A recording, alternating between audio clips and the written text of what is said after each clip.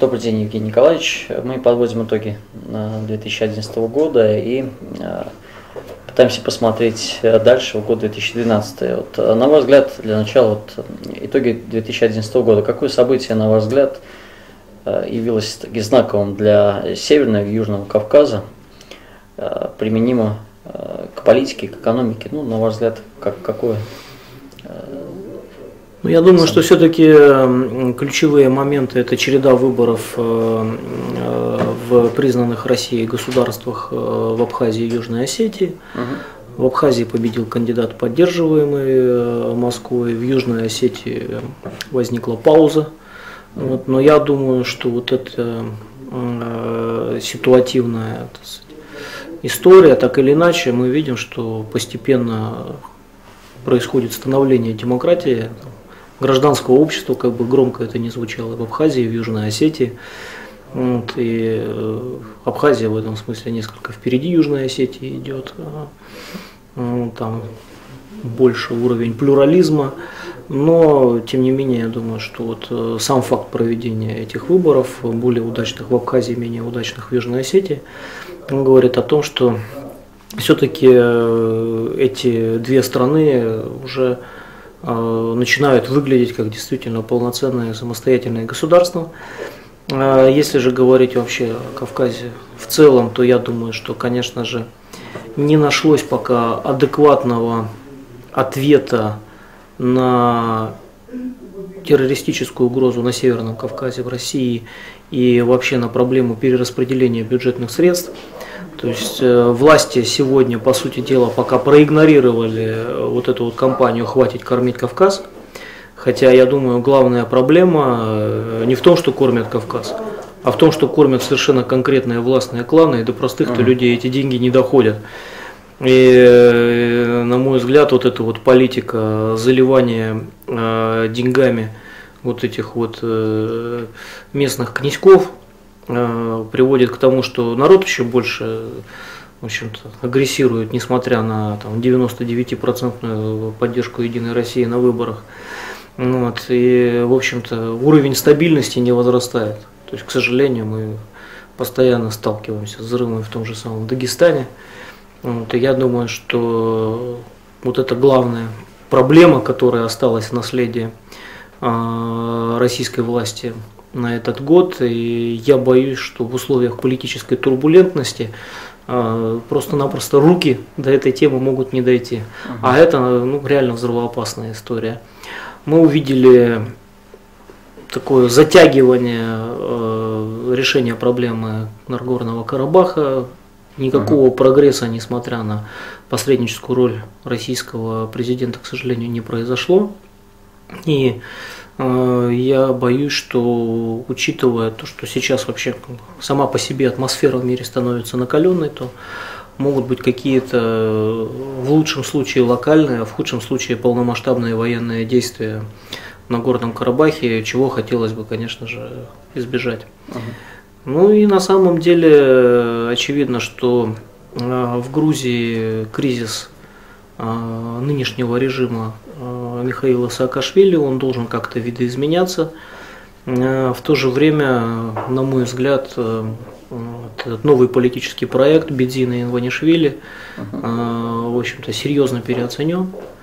То есть наличие финансового ресурса – это еще не все, а если смотреть, так сказать, на уровень личной харизмы, на уровень массовой поддержки, на уровень вообще профессионализма коммуникации со средствами массовой информации, с избирателями, то я думаю, что, в общем, господину Иванишвили еще есть над чем поработать. В этом отношении, как вы можете оценить прогресс России в вступлении в Всемирную торговую организацию? То есть она так или иначе коррелируется с грузинской тематикой? Что я могу сказать? Вступление в ВТО, конечно же, серьезно поменяет внутреннюю ситуацию в Российской Федерации. Я думаю, что все-таки умрет какая-то часть российского автопрома. Конечно, невозможно же бесконечно вваливать огромные бюджетные средства без какого-либо видимого результата. тем более, что сейчас снижается мотивация на открытие новых сборочных производств. Ну, там много можно обсуждать, где-то, я думаю, это будет иметь благотворный эффект, там, скажем, увеличение конкуренции в банковском, страховом секторе и так далее, потому что у нас, очевидно, совершенно неадекватная норма прибыли, так сказать, достаточно посмотреть на ставки по кредитам в Российской Федерации и сравнить их со ставками на кредиты в Евросоюзе. Конечно, да. Вот, но я думаю, что ключевое событие, если брать постсоветское пространство, это все-таки то, что заработал Таможенный союз, то, что действительно есть шансы для создания рабочих и вполне, так сказать, адекватных органов на уровне Евразийской экономической комиссии. Однако, конечно же, есть серьезные риски, связанные и с устойчивостью режима в Казахстане, потому что все завязано фактически на состоянии здоровья одного конкретного человека, который обеспечивает межклановый баланс. Несколько другая ситуация в Беларуси, где усиливается российская экономическая экспансия. Ну и, собственно, в Российской Федерации, я думаю, что, скорее всего, все-таки эти выборы зафиксируют статус-кво, но 2013-2014 год – это очередная полоса турбулентности. С одной стороны, негативная внешнеэкономическая конъюнктура, с другой стороны, вступление уже в полную силу целого ряда непопулярных мер в социальной сфере, которые были приняты еще предыдущим составом Государственной Думы. Так вот, целый ряд непопулярных реформ будут работать в полную силу в 2013-2014 году. Кроме коммерциализации образования, здравоохранения, я думаю, что нас ждет еще изменение пенсионного возраста.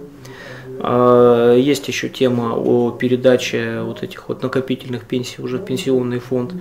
И это тоже может вызвать негатив у людей.